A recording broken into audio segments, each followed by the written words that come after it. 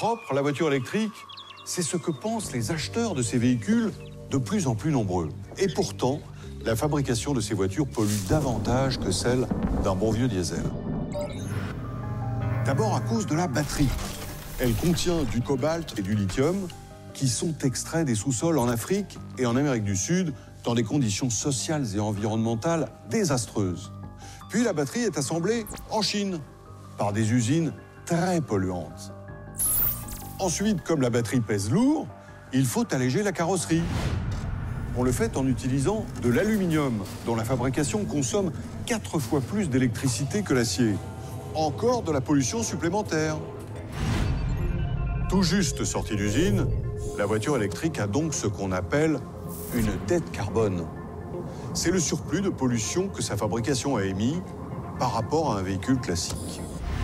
En roulant à l'électricité, sans émission, le conducteur effacera progressivement cette dette carbone.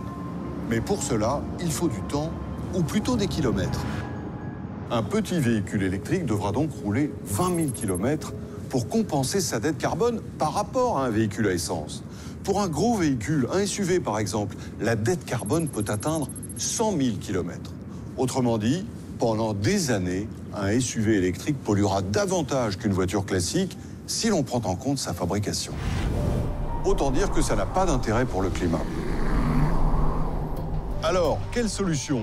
D'abord, produire les batteries en France, où les usines et l'électricité sont plus propres, comme ici, chez ACC, à Billy-Berclos, dans les Hauts-de-France. Ce gigantesque bâtiment produira dès l'année prochaine, et en 2027, il y en aura 3 comme celui-là, qui produiront 800 000 batteries chaque année. Une batterie made in France consomme 60% de carbone en moins par rapport à celle que nous importons de Chine.